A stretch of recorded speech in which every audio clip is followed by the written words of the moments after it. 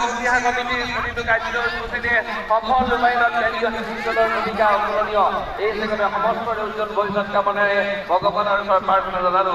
শংকৰী সংশ্লিষ্ট সম্পাদনা সমিতি প্ৰতি বছৰে প্ৰকাশ পাই অহাদৰে এই নতুন সম্পাদনা সমিতিয়ে শংকৰী সংশ্লিষ্ট প্ৰকাশ কৰিবৰ বাবে সকলো কাম সমাপ্ত কৰিছে লাভ কৰিলে আৰু আমাৰ এইখিনি মূল কাৰ্যনিৰ্বাহ বছৰ আমাৰ লগত কাৰ্যকাল কৰিছে আৰু যথেষ্ট দিন তেখেতে কৰি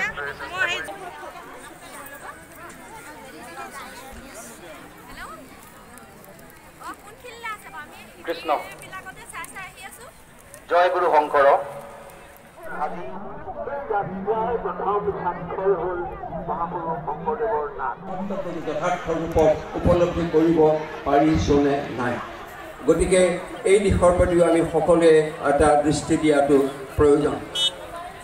দ্বিতীয় কথা এটা মই আহোঁ, আমি সকলোৱে বৰগীতৰ চৰ্চা কৰোঁ। বৰগীত আমাৰ জাতীয় জীৱনৰ সম্পদ বুলি কওঁ। বৰগীত অসমৰ কোনো ধ্ৰুপদী সংগীতৰ বুলি শব্দটো কয়।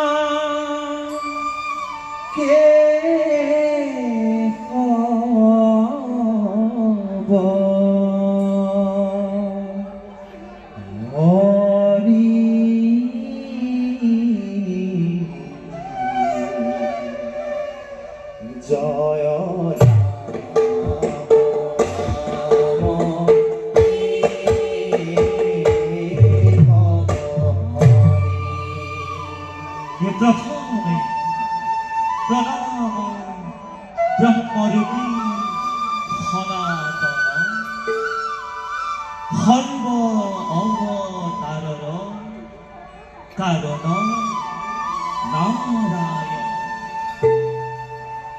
তজু নাভি